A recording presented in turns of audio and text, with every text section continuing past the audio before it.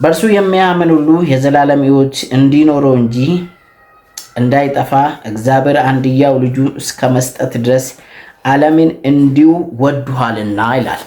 ክብር ለኢየሱስ ይሁን።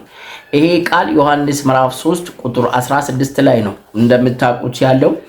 ዛሬ ይሄ ድንቅ ቃል ለእኔና ለእናንተ እግዚአብሔር መንፈስ ያብራራልና እኛም ደግሞ እንሰማዋለን። በዚህ እግዚአብሔር ድንቅ ነገር በቤታችን ያደርጋል። ክብር ለኢየሱስ ይሁን። በሚል ርዕስ የእግዚአብሔርን ቃል አብረን እናያለን። የእግዚአብሔር ስጦታ እግዚአብሔር እንዲሁ አንድያው ልጁ ሰጠ ይላል። የሰጠውም ለዓለም ነውና የእግዚአብሔር ስጦታ በሚል ርዕስ ነው ዛሬ አብረን የምናየው ይሄን ድንቅ ቃል። ክብር ለኢየሱስ ይሁን። ሰው ይገባሃል እንደዛሁም ይመልስልኛል በምትኩ ብሎ የሚያስብ ስጦታ ለሰው ይሰጣል። ሰው ለሰው ስጦታ የሚሰጠው ይገባል አንደኛ፣ ሁለተኛም ደግሞ በምትኩ የሚገባኝን ስጦታ ይመልስልኛል ብሎ የሚያስበውን ስጦታ ለሰው ይሰጣል። የእግዚአብሔር ሐሳብና የእግዚአብሔር ስጦታ ግን ከዚህ የተለየው ነው። እግዚአብሔር የሰጠን ስጦታ ከዚህ ለየት የሚል ነገር አለ። አንደኛ መመለስ የማንችለው ሰዎችንን፣ ሁለተኛ የማይገባን ሰዎችንን ስጦታ የተሰጠን። ለሰው ቁሳቁስ ሲሰጥ በዛ ቁሳቁስ መጠን የሚመጥነውን ይመልስልኛል ብዬ የሚያስበውን ነው ለሰው ስጦታ የሚሰጠው። የእግዚአብሔር ስጦታ ወይም እግዚአብሔር ለዓለም የሰጠው ስጦታ ደግሞ ዓለም የምትመልሰው ነገር የላትም፣ ሁለተኛም አይገባትም ነበር። የማይገባት እንደዛም የምትመልሰው ነገር የሌላት ለዓለም እግዚአብሔር ስጦታ ሲሰጥ የምትመልሰው ነገር የላትም፣ ሁለተኛውም ደግሞ አይገባትም ነበር። እና ለእናንተ እግዚአብሔር የሰጠህን ማለት ነው። ጌታ ይባረክ። ክብር ለኢየሱስ ይሁን። እግዚአብሔር የዛሬ 2000 ዓመታት በፊት ልጁን ሲሰጠን ልጁ ወደዚህ ምድር መጥቶ ሲወለድ እግዚአብሔር በነቢያት አፍ የተናገረውን እንዲሁ ሳይሆን በነቢያት ከዘመናት በፊት የተናገረውን ቃል ለመፈጸም እግዚአብሔር ወደ ድንግል ማርያም ሄደ። ይህም በኢሳይያስ 7 ቁጥር 14 ላይ ድንግል ትጸንሳለች፣ ወንድ ልጅም ትወልዳለች፣ ስሙንም አማኑኤል ትላላችሁ ተብሎ የተጻፈውን ቃል ሊፈጽም ዘንድ እግዚአብሔር ወደ ድንግል ማርያም መጣና በድንግል ማርያም በኩል ጌታችን ኢየሱስ ክርስቶስ በመጀመሪያ ቃል የነበረው ስጋ ለበሰና በዮሐንስ 1 ላይ ቃል የነበረው በዮሐንስ 1:14 ላይ ደግሞ ስጋ ለብሶ ወደ እኔና ወደ እናንተ መጣ። ስጋ ለብሶ ወደዚህ ምድር ሲመጣ ኢየሱስ ክርስቶስ እንዲሁ በአጋጣሚ ወይም በድንገት ተነስቶ የመጣ አይደለም። ድንገት ወይም ክስተት አይደለም። እግዚአብሔር ለዘመናት ያሰበበት ነው። እግዚአብሔር ለዘመናት ያቀደ ነው። በጣም የሚገርመው ነገር ወንድ ልጅም ትወልዳለች፣ ስሙንም አማኑኤል ይሉታል። አማኑኤል ማለት ደግሞ እግዚአብሔር ከኛ ጋራ ነው ማለት ነው። አንድ ነገር ነገራችሁ። በአዳም ኃጢአት ምክንያት እግዚአብሔር ከሰዎች ተለይቶ ዘመናት አስቆጥሮ መኖራቸውን ከሰዎች መካከል ካነሳ በኋላ ድጋሜ እግዚአብሔር በሰዎች መካከል ለመኖር ምርጫ ያደረገበት ልጁን ወደ ምድር ልኮ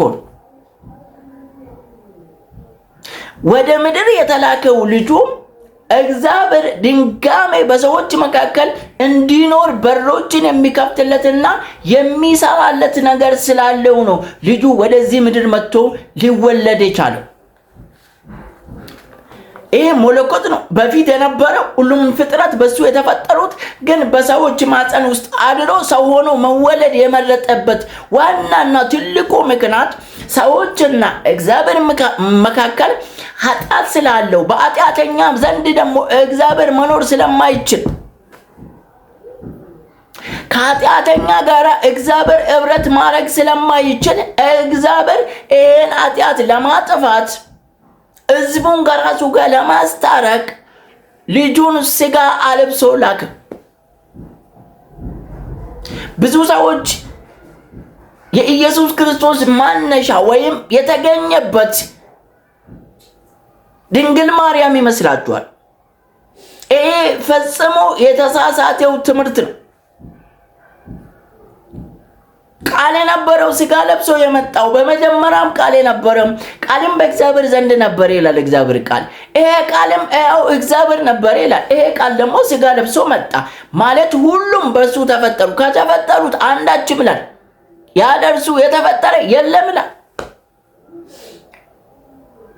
በዚህ ላይ ቆላስይስ ላይ እንዲህ ብሎ ይናገራል። እሱ የአምላክ አምሳያ ነው ይላል።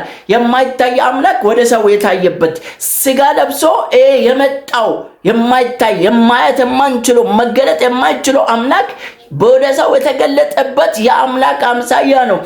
የተፈጠረ ሁሉ በሱ ተፈጠሩ፣ ከተፈጠሩት አንዳች ይላል ያለ እሱ የተፈጠረ የለም።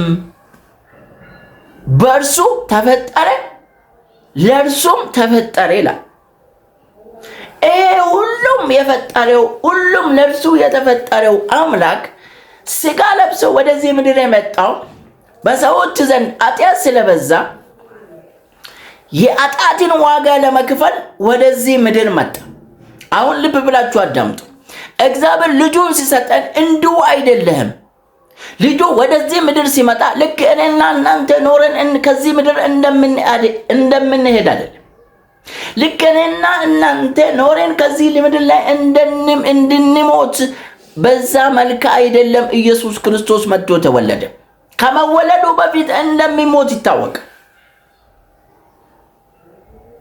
ኢየሱስ ክርስቶስ ሥጋ ለብሶ ወደዚህ ምድር ሲመጣ ዋናው የመጀመሪያው ተልእኮ ኃጢአትን ሊያደምስስ ሊያጠፋ ነው። ኃጢአት ለማጥፋት ኢየሱስ ክርስቶስ ወደ ምድር መምጣት ይገባ ነበር። ይሄ ደግሞ የእግዚአብሔር ስጦታ ነው።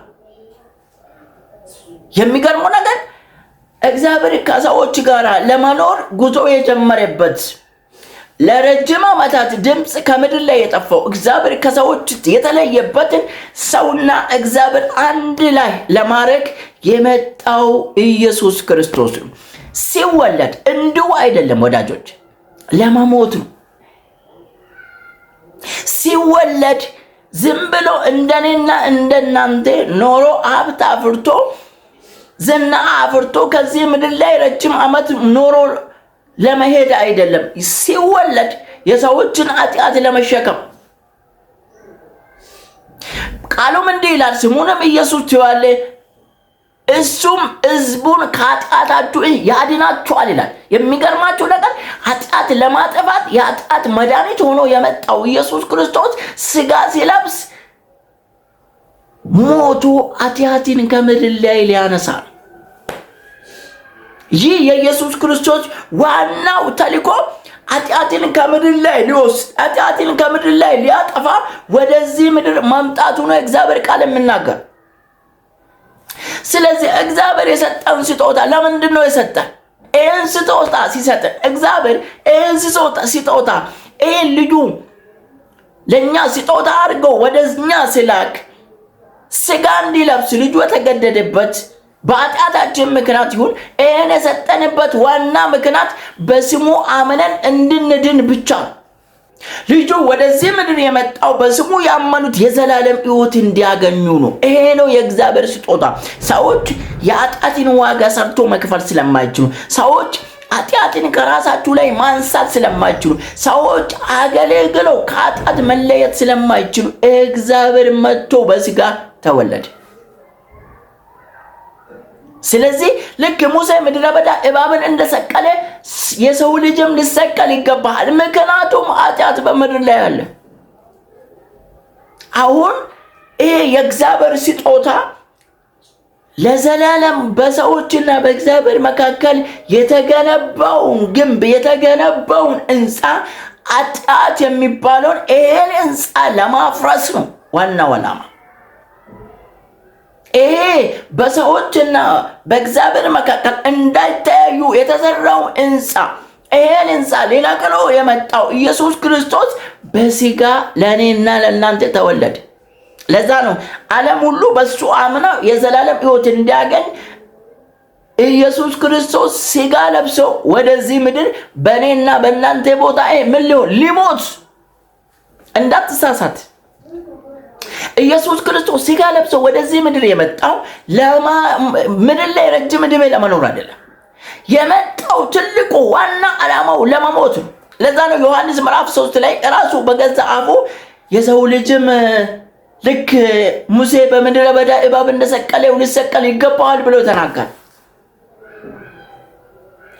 ከመወለዱ በፊት እንደሚሞት ያውቃል። ጌታ ይባረክ። እግዚአብሔር የሰጠን ልጁን እግዚአብሔር ስጦታ አድርጎ ለአንቺ የሰጠው ልጁ በልጁ አምነሽ የዘላለም ሕይወት እንድታገኙ ብቻ ነው።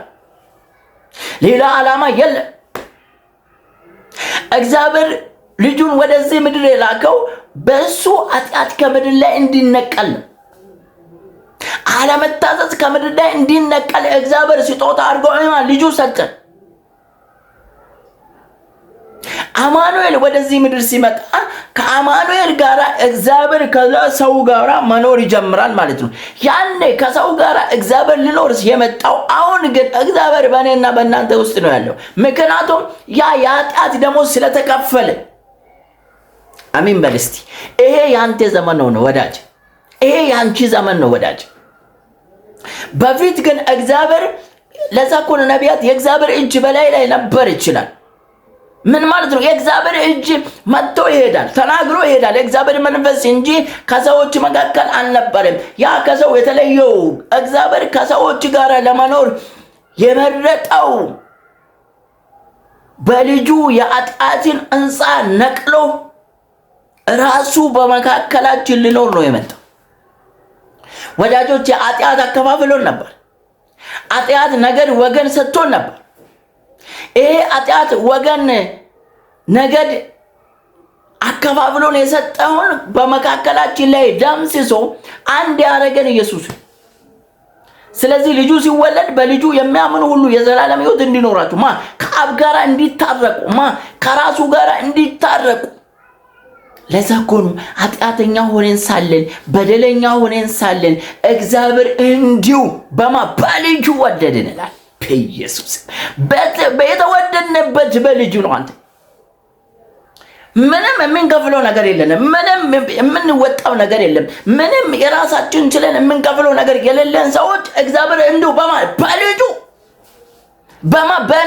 በነፍሱ በልጁ ደም ወደደ። ምናልባት አንተ ባለው ገንዘብ የምትወደውን ሰው ልታጽናናው ትችላለህ። ምናልባት አንተ የሆነ ቁሳቁስ ገዝተህ ለሆነ ሰው ከቨር ልታረገው ለጊዜ ደስታ ልሰጠው ትችላለህ። ይሄ ግን የዘላለም ደስታ ነው ወዳጆቼ። ይሄ ግን ለይቶ አንድ ሁለት ሰው ብሎ አይደለም፣ መላው ዓለምን ሁሉ ከራሱ ጋር ሊያስታርቅ የመላውን ኃጢአት ሙሉ አንድ ሳያስቀር ግማሽ የሚባል ነገር የለውም። ኢየሱስ ሲሞት ዓለምን ሙሉ ነው ኃጢአት የደመሰሰው። ይሄን ሰርቼ እሞላበታለሁ ምን የለም። ሙሉውን ኃጢአት ከዓለም ላይ ሲያነሳ ኢየሱስ ዓለም ሙሉ አነጻና ወደ እግዚአብሔር አቀረበ። ስለዚህ ይሄ የእግዚአብሔር ስጦታ በእኔና በእናንተ ዘንድ የተሰጠንበት ዋና ምክንያቱ በልጁ አምነን የዘላለም ሕይወት እንድናገኝ። ይሄ የእግዚአብሔር ስጦታ እንዲሁ ክፍያ የለም። የዘላለም ሕይወት እንድናገኝ እግዚአብሔር ልጁን ሲያበረክትልን ዋና ምክንያቱ ምንድን ነው? የዘላለም ሕይወት እንድናገኝ ነው። እንዲፈረድብንም አይደለም፣ እንድንጠፋም አይደለም። እግዚአብሔር ልጁን የሰጠን በልጁ አምነን የዘላለም ሕይወት እንድናገኝ ነው። ስለዚህ ይህን የእግዚአብሔር ስጦታ ተቀብላችኋል፣ ተቀብለሽዋል፣ ተቀብለሃል። የእግዚአብሔር ስጦታ አሁን ሆይ ብለን በዓልን ማክበር ብቻ አይደለም። ሆይ ብለን ፋሲካ መጣ ገና መጣ ብለን ማክበር ብቻ አይደለም ነው። ይሄ የእግዚአብሔር ስጦታ ተቀብያለሁ ነኝ። እግዚአብሔር ለኔ የሰጠው እግዚአብሔር ለኔ ያበረከተው የዘላለም ሕይወት እንዲያገኝ ይሄ ልጁ የሰጠን ይሄን ስጦታ ተቀብያለሁ ወይ? ወስጃለሁ ወይ? በእጄ ላይ ነው? በእኔ ዘመን ነው ወይ? የእግዚአብሔር ስጦታ በእኔ ዘንድ ነው ወይ? የእግዚአብሔር ስጦታ በዓል ማክበር ውስጥ አይደለም። የእግዚአብሔር ስጦታ ምልክቶችን አድርጎ መዞር ውስጥ አይደለም። የእግዚአብሔር ስጦታ በመቀበል ውስጥ ነው። የእግዚአብሔር ስጦታ በእናንተ ዘንድ አለ። ይሄ እግዚአብሔር የሰጠሽን ስጦታ የዘላለም ሕይወት እንድታገኙ ወደ ዘላለም እረፍት እንድታልፉ በስሙ በልጁ ስም አምነሽ የዘላለም ሕይወት እንድታገኙ እግዚአብሔር የሰጠሽን ስጦታ ተቀብለሽዋል፣ ተቀብለሃል። በአንተ ዘንድ ይሄ ስጦታ አለ። የምትኮራበት ይሄ ስጦታ በአንተ ዘንድ አለ ወይ? ይሄ የእግዚአብሔር ስጦታ በእኔ ዘንድ አለው። እሱም በልጁ አምኜ የዘላለም ሕይወት እንዲያገኝ እግዚአብሔር ልጁን እንዲሁ በከንቱ እኔ ምንም ሳልከፍለው እኔ ምንም ሳልደክም እኔ ምንም ዋጋ ሳላወጣው ሰጥቶኛል።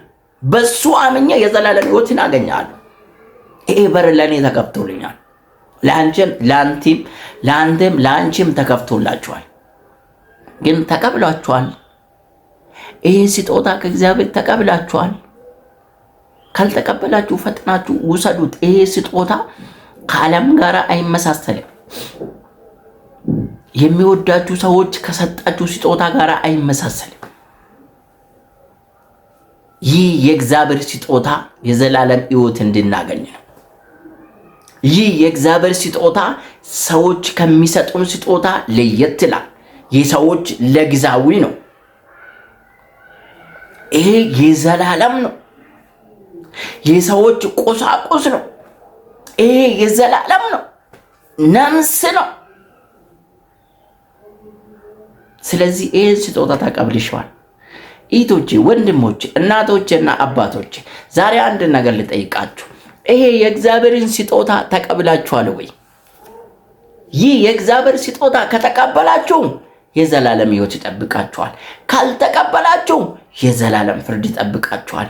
ስለዚህ ከዘላለም ፍርድ ስር ለማምለጥ አሁን ከበዓል ጋር ከምትሯሯጥ ፈጥነ ወደ እግዚአብሔር ስጦታ ተጣበቅ።